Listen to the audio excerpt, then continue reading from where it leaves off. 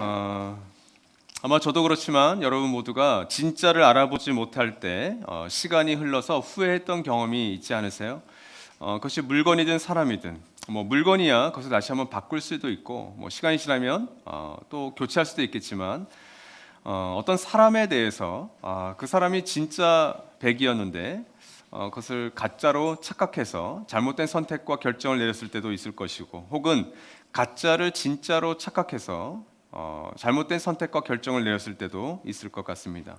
아마 그런 낭패감과 그런 후회가 아마 인생을 살아가면서 우리에게는 늘 있었고 또 앞으로도 그런 일들이 있을 겁니다. 그렇다면 이 정체를 진짜 바르게 알 수 있다면, 미리 알 수 있다면 그것은 더 축복된 일이겠죠. 아마 그보다 더 기쁜 일은 없을 것 같아요. 반대로 좋은 선택과 좋은 결정을 내리게 되면 시간이 지나면 지날수록 평화와 안도감이 찾아오게 되죠. 뭐 코로나 상황에서도 마찬가지겠죠. 우리가 선제적으로 더 빠르게 어떤 판단을 하고 그리고 어떤 중요한 결정을 내렸을 때 시간이 지나서 잘 내렸다 그러면 마음에 사실은 큰 위안이 찾아오기 마련입니다.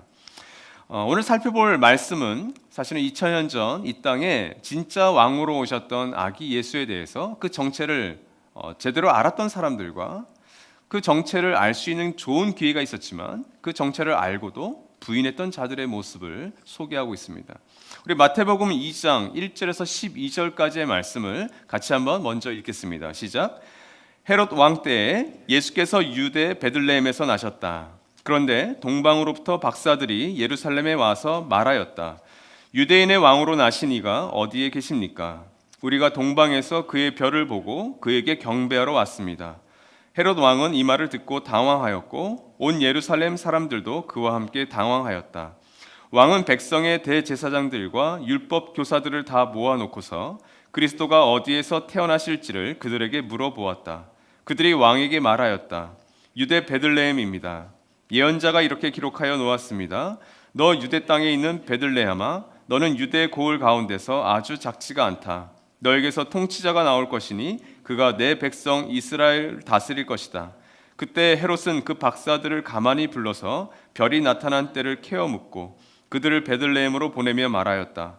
가서 그 아기를 샅샅이 찾아보시오. 찾거든 나에게 알려주시오.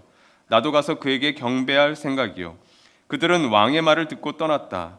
그런데 동방에서 본 그 별이 그들 앞에 나타나서 그들을 인도해 가다가 아기가 있는 곳에 이르러서 그 위에 멈추었다. 그들은 그 별을 보고 무척이나 크게 기뻐하였다. 그들은 그 집에 들어가서 아기가 그의 어머니 마리아와 함께 있는 것을 보고 엎드려서 그에게 경배하였다. 그리고 그들의 보물 상자를 열어서 아기에게 황금과 유향과 모략을 예물로 드렸다. 그리고 그들은 꿈에 헤롯에게 돌아가지 말라는 지시를 받아 다른 길로 자기 나라에 돌아갔다. 아멘. 성탄절이 되면, 크리스마스가 되면 흰눈, 화이트 크리스마스를 보통 소망하고 기다리죠. 그것에 대해서 우리도 막 흥분하고 화이트 크리스마스가 되면 좋겠다. 근데 그런 오해들이 사실은 우리가 성경을 제대로 읽지 않으면 갖게 됩니다. 그래서 이 왕의 정체에 대해서, 특별히 아기 예수에 대해서 우리가 꼭 알아야 할 것과 알 필요가 없는 것에 대해서 사실 잠깐 살펴보고 오늘 말씀을 더 자세히 살펴보겠습니다. 첫 번째는 동방 박사는 과연 누구인가라고 하는 부분인데요. 여기서 우리가 박사로 번역했던 마구스 혹은 복수형의 마귀는 사실 천문학을 잘 아는 점성술사나 마술사를 의미합니다. 근데 우리가 그냥 박사라고 이렇게 번역을 한 거죠. 그래서 점성술사 혹은 마술사로 번역을 해도 되는데, 여러분 구약 성경의 다니엘서를 참고하시면 좋을 것 같습니다. 다니엘은 일종의 점성술가였죠. 일종의 박사라고도 할 수 있고 뭐 마술사라고 할 수 있고, 그 당시 다니엘은 왕의 가장 가까이에서 왕에게 조언을 할 수 있었던 어떤 천체 현상들, 꿈 같은 것들을 해몽하고 해석해주는 굉장히 중요한 역할을 감당했었습니다. 일종의 고위 관리였던 거죠. 여기서 동방이라고 하는 말은 정확한 지명은 성경에 나타나지 않습니다. 이들이 과연 누구인가에 대한 아직도 신비인데, 대부분의 학자들은 파르티아 제국 혹 페르시아 제국의 왕의 자문 역할을 했던 점성술사였을 것이다 이렇게 추측합니다. 그래서 뭐 후대에 쓰여진 여러 글들이 이들의 이름과 이들의 정체에 대해서 쓰여졌고 여러 그런 소설책도 있는데 그것은 허구적인 것들이 굉장히 많고요. 특별히 이들의 정체에 대해서 오늘 말씀이 알려주고 있는 것들이 있는데 이것은 헤롯 대왕은 당시 로마의 눈치를 보던 권력가였습니다. 그러니까 이 동방박사라고 하는 이 무리, 일단의 무리들에 대해서 이 헤롯 대왕은 극진한 존중과 존경을 표했던 부분을 우리에게 소개하고 있어요. 그러니까 일종의 국사격으로 이 헤롯 대왕이 있었던 유대를 방문했던 겁니다. 본문을 해석하는 열쇠가 되는데 왜냐하면 후에 이 베들레헴이라는 지역에서 예루살렘 10km 정도 떨어진 베들레헴에서 유아 살해 사건을 일으킵니다. 물론 역사에는 기록되어 있지 않아요. 그러나 많은 역사가들과 신학자들이 이 헤롯 대왕의 성품을 연구하다 보면 충분히 그 사람은 그럴 수 있다. 왜 권력에 거의 미쳤던 사람이었기 때문에 그래요. 만약 동방 박사들이 유력한 자들, 마치 로마에 필적할 만한 페르시아의 왕궁에서 온 사람들이 아니라면 바로 이들이 질문했던 유다의 왕을 내가 찾으러 왔습니다라고 하는 그 말을 하는 순간 죽였을 겁니다. 그렇죠? 그들의 신분이 하찮거나 그들이 유력하지 않았다면 유대인의 왕이 자기인데 유대인의 왕을 찾으러 왔다는 그 말에 어떤 권력가가 정치가가 가만히 있을 수 있었겠어요. 여기서 여러분 우리가 알 필요가 없는 것은 박사가 몇 명이냐, 그 박사의 이름이 누구냐라는 것은 절대 전혀 알 필요가 없습니다. 왜냐하면 성경이 침묵하기 때문에 그래요. 그래서 크리스마스 카드나 우리가 선극하면 항상 동방박사는 1, 2, 3예요. 3명의 동방박사가 등장합니다. 성경은 알려주고 있지 않아요. 복수형이에요. 근데 왜 3명이냐? 황금과 모략과 유향. 보물을 3개를 드렸으니 3명일 것이다. 아닙니다. 이들은 사절단의 거의 자격으로 온 거예요. 그러니까 많은 무리가 1000km 이상의 거리를 찾아와서 헤롯 대왕에 왔기 때문에 많은 보급품과 많은 사신들을 이끌고 왔다라는 것이 거의 정설입니다. 꼭 알아야 할 것은 무엇일까요? 역사적 인물인 이 헤롯이 쉽게 폭력을 휘두를 수 없었던 존귀한 신분의 사람들이 아기 예수를 아련했다라고 하는 역사적인 사실을 알 필요는 있습니다. 두 번째는 언제 예수는 탄생했는가? 아마 좀 성경을 아시는 분들은 예수께서 AD 딱 1년에 태어나지 않았다는 걸 아실 거예요. 성서학자들과 역사가는 기원전 4에서 6년경에 예수께서는 실제로 태어나셨을 거다라고 추정합니다. 그 이유는 이 헤롯 대왕의 죽음과 로마 총독 본디오 빌라도의 통치 기간을 이렇게 계산해서 추정한 거예요. 왜냐하면 헤롯은 BC 4년에 죽습니다. 그러니까 헤롯이 죽기 전에 예수의 탄생이 일어났을 거예요, 그렇죠? 마태와 누가복음을 보면, 그러니까 BC 4년 이전에 적어도 그때에 예수께서는 태어났을 것이다라고 추측합니다. 근데 정확한 탄생 날짜는 지금도 신비해요. 12월 25일이다? 그것도 허구죠. 성탄절은 나중에 후대에 첨가된 것이고 12월 25일은 예수의 정확한 탄생일은 아니다. 그래서 어떤 교단, 어떤 교회에서는 이 성탄절을 지키지 않습니다. 성탄절은 로마 제국에서 만들어낸 어떤 일종의 그거이기 때문에 태영절 이런 연관이 있죠. 그래서 지키지 않습니다. 예수의 탄생과 관련해서 많은 과학자들이 연구를 했습니다. 오늘 마태복음 2장에 하나의 그 연구거리가 나오죠. 큰 별 하나가 나타났다. 잠시 사라져서 또 다시 나타나서 이 동방박사들의 길을 안내합니다. 가이드합니다. 바로 이 큰 별에 대한 연구를 했어요. 연구할 자료들은 분명히 남아 있잖아요. 어떤 천체 현상들에 대해서 역사가들이 많이 기록을 해놨습니다. 주로 4가지의 어떤 현상에 대해서 사람들이 이야기했어요. 첫 번째로는 신성입니다. 우리가 초신성이라고 그러죠. 별이 폭발했을 때 나타나는 현상. 기원전 5년 3월과 4월 사이에 신성의 출현 기록이 있었습니다. 그리고 두 번째는 해성인데 우리가 헬리해성이라고 보통 알려지기도 했죠. 기원전 4류년경에 이 헬리해성의 존재는 없었습니다. 특별한 해성이. 대신 이 헬리해성은 주기가 항상 같잖아요. 기원전 12년경에 헬리해성이 등장합니다. 근데 너무 일러요. 그리고 해성은 흉조입니다. 큰 천체 현상인 건 맞는데 대부분 헬리해성이 나타났을 땐 흉조라고 사람들이 받아들였기 때문에 기쁜 소식과 연결되는 예수의 탄생과는 어울리지가 않아요. 세 번째는 행성의 어떤 겹침입니다. 기원전 7년경에 목성과 토성이 겹칩니다. 그리고 다음에는 화성과 목성과 토성이 겹칩니다. 이런 지금은 우리가 그런 겹치는 어떤 형상들에 대해서 이렇게 이렇게 스모그나 공기 오염 때문에 그렇게 중요하지 않죠. 그러나 이 당시의 천체 현상들에 대해서는 너무나도 밝았고 늘 볼 수가 있었고, 그래서 어떤 이상한 조짐이 나타나면 그것에 대해서 사람들이 수군거리기 시작했겠죠. 동방 박사들은 바로 그런 걸 연구했던 거예요. 또한 네 번째는 목성의 역행입니다. 이것은 기원전 5년에 일어나는 것인데, 목성이 일주일 정도 지구에서 바라보게 되면 그 별들 가운데 하나가 일주일 정도 멈추어 있는 현상이 일어납니다. 이런 현상들을 가지고 와서 어떤 것들은 좀 거리가 멀다. 세 번째, 네 번째는 일어날 수 있는 일들이겠다.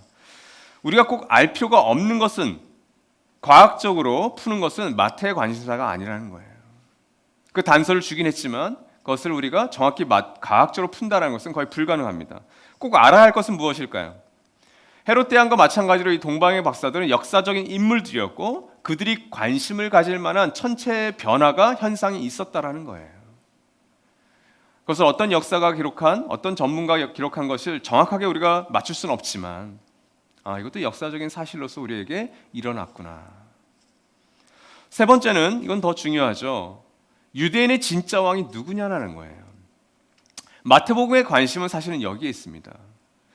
마태복음의 관심은 진짜 왕은 누구냐라는 것에 관심이 있어요. 그래서 1장부터 28장까지 그 왕이 누구인지를 계속해서 추적하다가 28장, 27장에서 딱 때려버립니다. 이 사람이 진짜 왕이다. 마태와 누가는 특히 이 예수의 탄생과 연결된 역사적인 사건, 그 역사적인 인물들을 많이 소개합니다. 특별히 누가복음 2장 1절은 아우구스투스 황제가 칙령을 내려 온 세계가 호적을 등록하러, 이렇게 되어 있죠. 배경이 아우구스투스 황제예요. 로마의 1대 황제입니다. 누가복음 3장 1절 말씀 같이 한번 읽어볼까요? 여기에는 역사적인 인물들, 특별히 이 성경과 예수와 관련된 역사적인 인물들이 잔뜩 들어가 있습니다. 같이 한번 읽죠. 시작. 디베르 황제가 왕위에 오른 지 15째 해에 곧 본디오 빌라도가 총독으로 유대를 통치하고 헤롯이 분봉왕으로 갈릴리를 다스리고 그의 동생 빌립이 분봉왕으로 이두레와 드라곤의 지방을 다스리고 루사니아가 분봉왕으로 아빌레네를 다스리고, 디베로라는 것은 로마의 2대 황제였던 티베리우스 황제를 이야기합니다. 그러니까 로마의 1대 황제와 로마의 2대 황제, 그리고 갈릴리 지역, 유대 지역을 다스렸던 분봉왕들에 대한 이야기가 마태복음과 누가복음의 배경인 거죠. 특별히 오늘 말씀 마태복음 2장 1절에 등장하는 헤롯 대왕, 이 헤롯과 관련되어서 또 그 일가와 관련되어서는 예수와도 밀접한 관계였고 이후 초대교회와 바울 서신과도 밀접한 관계가 있었습니다. 결국 헤롯 대왕과 이 헤롯의 일가가 유대인의 진짜 왕이냐, 아니면 나사렛 갈릴리에서 자란 청년 예수가 진짜 왕이냐, 이 싸움이었던 거죠. 자, 여러분 아마 우리 스크린을 보시면 이 헤롯 일가에 대한 가계도가 나올 거예요. 한번 보시면 헤롯 대왕은 헤롯 안티파터 2세의 아들입니다. 그리고 헤롯 대왕은 많은 아내들을 두었어요. 보시면 도리스, 마리암네 1세, 마리암네 2세 있는데 마리암네는 유대 여자였습니다. 유대 왕가의 여자였어요. 그래서 이 여자와 다시 재혼을 했습니다. 근데 나중에 또 이 마리암네는 다 아들들과 함께 헤롯이 죽여버립니다. 자기의 권력을 찬탈할 것 같아서. 그러니까 이런 사람이 헤롯 대왕이었어요.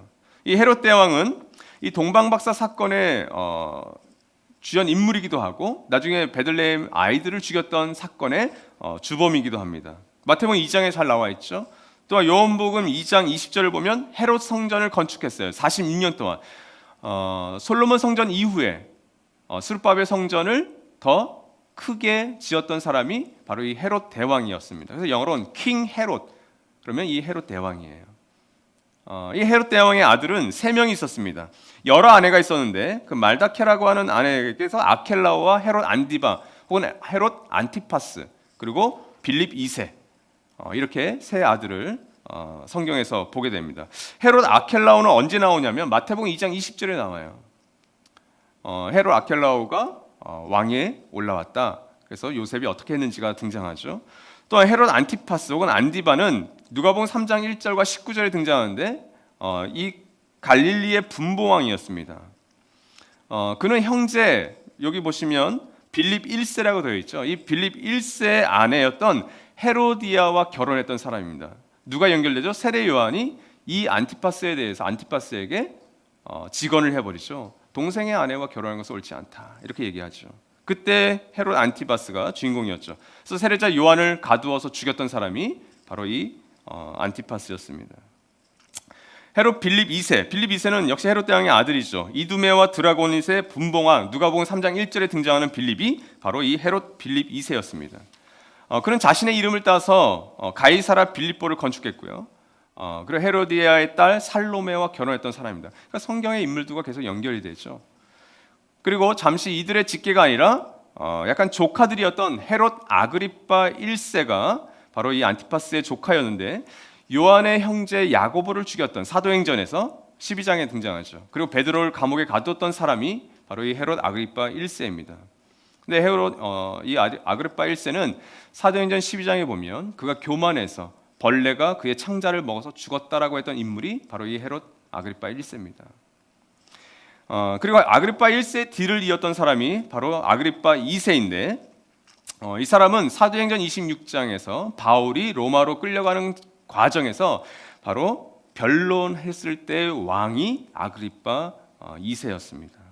그래서 여러분, 이 가계도를 나중에 목사님을 통해서 보내드리겠습니다. 그래서 참고하셔서 마태복음으로부터 사도행전에 이르기까지 읽으실 때 참고하시면 좋을 것 같아요. 이 가계도를 보시면 어때요? 예수님과 예수님의 제자들과 그리고 바울에게 이르기까지, 초대교회에 이르기까지 그 유대 지역에서 사람들의 대부분은 진짜 왕이 헤롯 일가로 생각하면서 살아왔습니다.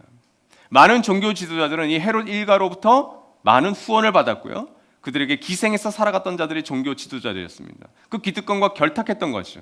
나사렛 청년 예수 그리스도가 유대인의 왕이다, 이 세상의 왕이다, 그것을 받아들일 제정신이 있는 사람들은 별로 없었습니다. 본디오 빌라도에 의해서 십자가에 달려 돌아갔었을 때 그 종교 지도자들은 헤롯과 빌라도 편에 함께 섰었어요. 그러니까 우리가 꼭 알아야 될 것은 유대인의 진짜 왕이 이 헤롯 일가와 예수와의 계속해서 갈등과 싸움이 있었었구나. 오늘 마태복음 2장 1절에서 12절의 말씀 안에는 왕의 정체를 알았지만 부인했던 자들의 특징이 등장합니다. 오늘 1절에서 3절 말씀을 보면 그들은 당황했습니다. 에돔 출신의 이방인 헤롯 대왕은 그가 이방인 출신이었기 때문에 유대인의 왕으로 자기가 견고히 서기 위해서 마리암네라고 하는 유대인 여자, 왕조 출신의 여자를 취하여 결혼까지 했던 사람이었어요. 그런 로마 제국의 눈치를 늘 봤습니다. 로마 황제들의 눈치도 봤지만 자기가 다스리던 유대인들의 마음, 환심을 살려고 했겠죠. 그래서 그런 정략적인 결혼도 했었습니다. 로마가 인정하는 합법적인 왕으로, 그리고 유대인들이 인정하는 왕으로 자리매김을 하기를 원했던 거죠. 그런 그에게 오늘 마태복음 2장 2절의 말씀, 유대인의 왕으로 나신 이가 어디에 있습니까? 우리가 동방에서 그의 별을 보고 그에게 경배하러 왔습니다라고 한 말은 천천병력과도 같은 말씀이었죠. 자신이 유대인의 왕이잖아요. 근데 유대인의 왕을 찾으러 왔다. 만약 이 박사들이 유력한 자들이 아니었다면 당장 그 자리에서 영모로 죽었을 거예요. 그래서 3절 반응은 자연스러운 겁니다. 헤롯 왕은 이 말을 듣고 당황하였고 온 예루살렘 사람들도 그와 함께 당황하였다. 세 번역이 번역을 잘했어요. 헤롯 대왕의 반응은 당연합니다. 그런데 온 예루살렘 사람들의 반응도 같았다라는 것이 약간 의아해요. 그렇죠?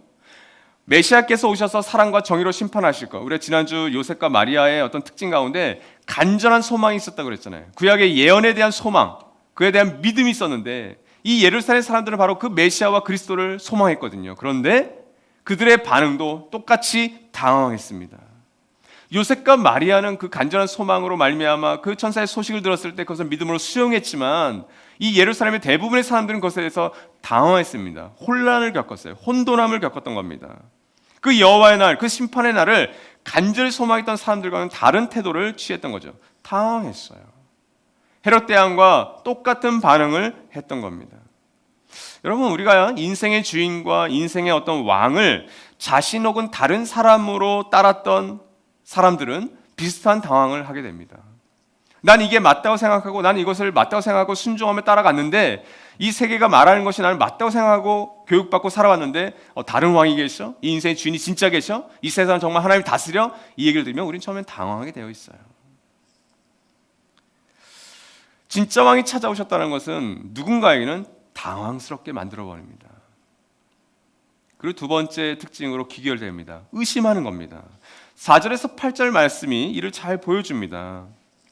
4절, 5절, 6절 말씀은 당시 종교 지도자들이 예수께서 베들레헴에서 유대의 통치자, 유대인의 왕이 태어날 것에 대해서 잘 알고 있었다는 것을 우리에게 알려주고 있죠. 구약의 선지자 미가와 에스겔 선지자 예언 때문이었는데 마태복음 2장 6절 말씀은 이 두 구절을 합쳐놓은 것이라고 보시면 돼요. 미가서 5장 2절 말씀입니다. 같이 한번 읽겠습니다. 시작. 그러나 너 베들레헴 에브라다야, 너는 유다의 여러 족속 가운데서 작은 족속이지만 이스라엘을 다스릴 자가 내게로 나올 것이다. 그의 기원은 아득한 옛날 태초에까지 거슬러 올라간다. 이 뒷부분 사라져 있죠. 마태복음 2장 6절에는. 그리고 에스겔서 34장 23절의 내용이 붙어 있습니다. 내가 그들 위에 목자를 세워 그들을 먹이도록 하겠다. 그 목자는 내 종 다윗이다. 그가 친히 그들을 먹이고 그들의 목자가 될 것이다. 예수께서 다윗의 자손 예수 그리스도의 세계라, 이렇게 마태복음 1장 1절이 시작하잖아요. 그러니까 이 두 구절을 가지고 약 700년 이상 동안 이스라엘 백성들은 소망하고 있었던 겁니다. 그 메시아, 다윗의 자손이 오실 것이다. 그 그리스도가 오실 것이다. 그런데 이들은 의심했습니다.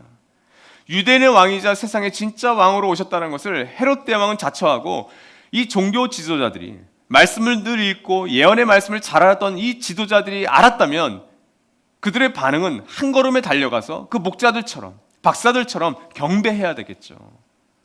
근데 그들은 의심했습니다. 그리고 침묵했습니다.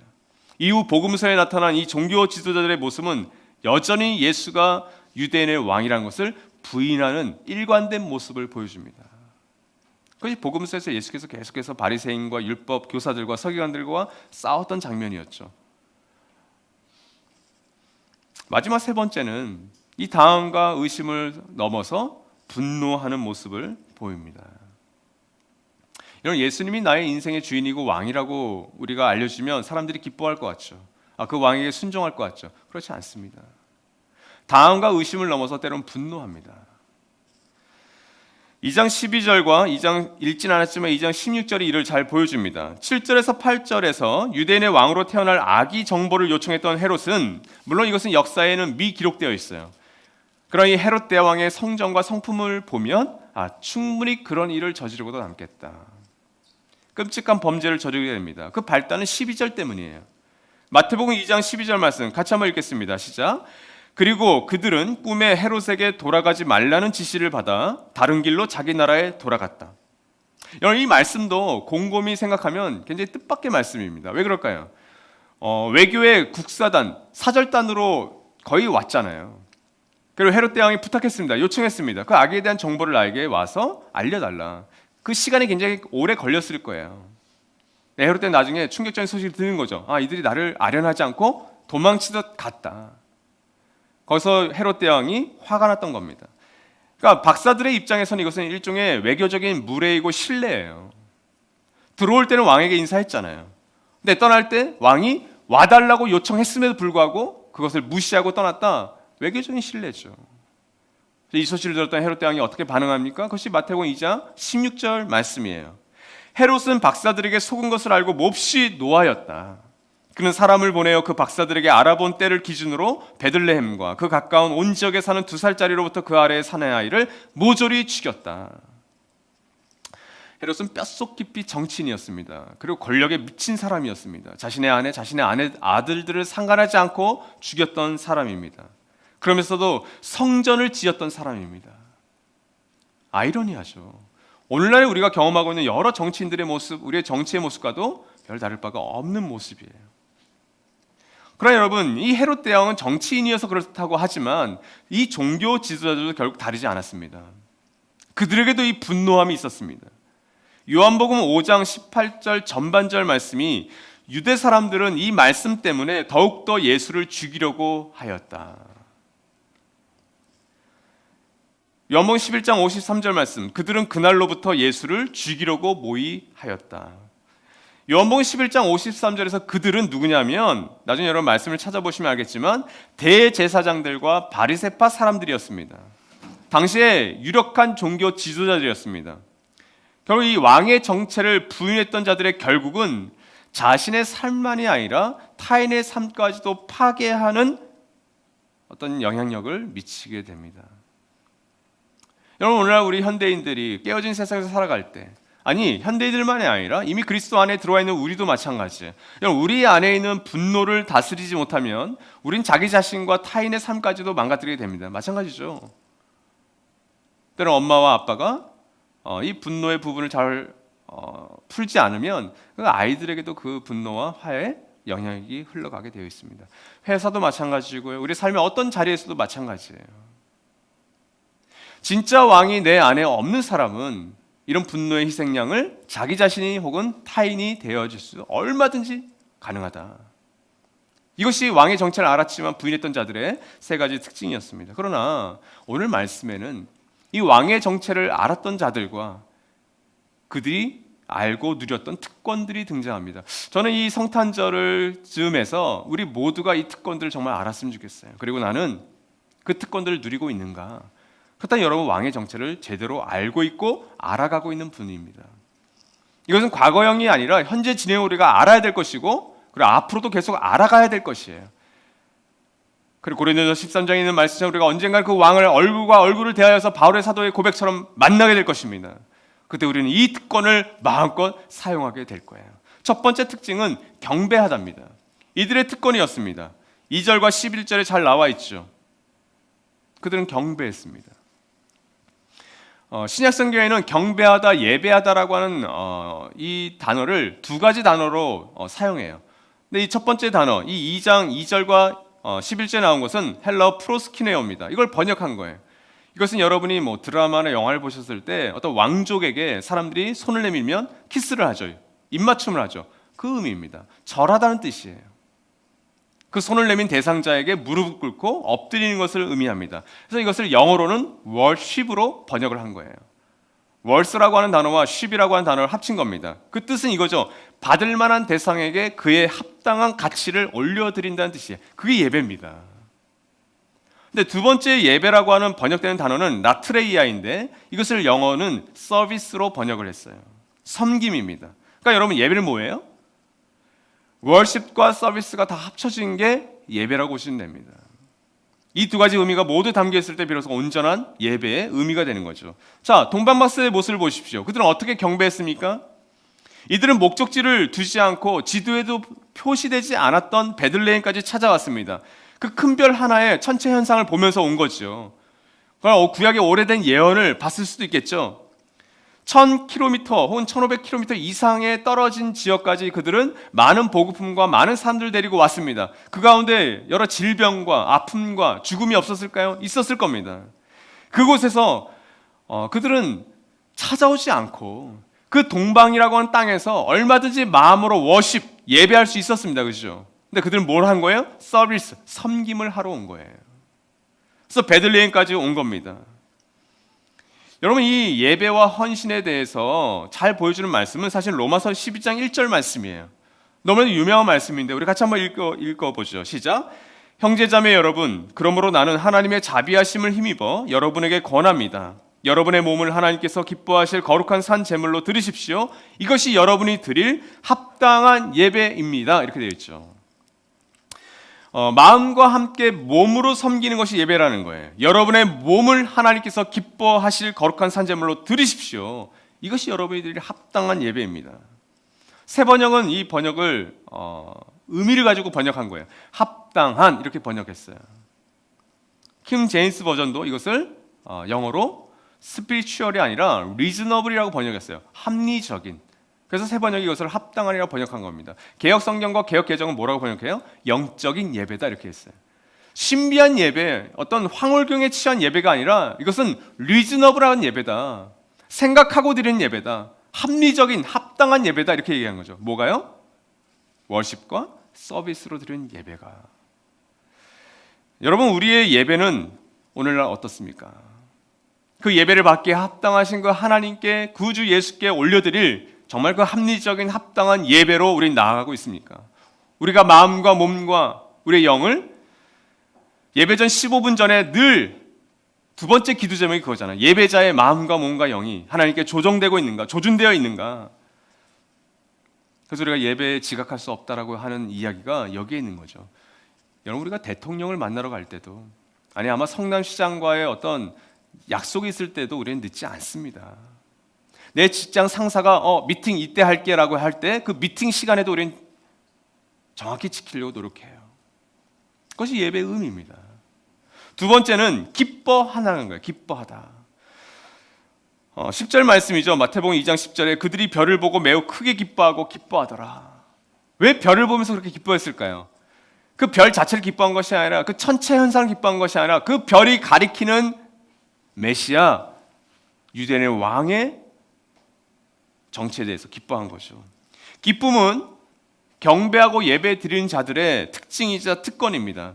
유대인의 왕으로 자처했던 이 헤롯 대왕과 그 뒤를 이었던 왕들에게서는 이런 종류의 기쁨을 얻을 수가 없습니다. 복음서를 통해서 등장했던 이 헤롯 대왕과 그의 아들들과 그의 일가들의 이야기, 그리고 사도 바울 서신에 등장하는, 사도행전에 등장하는 그들의 조카들과 그들의 일가의 이야기를 보십시오. 이런 기쁨이 별로 없습니다. 헤롯 아그리빠 2세 앞에서 사도 바울이 이런 얘기를 했죠. 내가 이 감옥에 갇혀서 이 쇠사슬을 차고 있는 것 외에는 왕께서는 나와 같기를 바랍니다. 그들이 이런 기쁨을 알고 있었다면 바울이 그런 이야기를 하지 않았을 거예요. 이런 종류의 기쁨은 오직 예수 그리스도의 태어나심과 그분의 희생과 성경을 통해서 가능하다는 것을 복음서 기자들은 얘기하고 있는 겁니다. 팍스 로마라도 마찬가지죠. 이런 기쁨은 오직 그리스도의 탄생은 가능하다. 그래서 누가복음 2장은 우리가 더 또 나중에 살펴보겠지만 로마의 심장부에 있던 각하 데오빌로에게 선포되었던 선전 포고문과도 같은 말씀이에요. 이렇게 선포합니다. 누가복음 2장 10절 말씀 같이 한번 읽죠. 시작.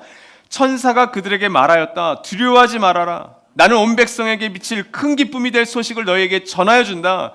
팍스 로마나의 심장부에 앉아있던 데오빌로 각하에게 의사 누가는 예수 그리스도의 태어나신 기쁜 소식을 전하고 있는 겁니다. 이게 진정한 팍스요. 이게 진정한 기쁨입니다라고 얘기하고 있는 거죠.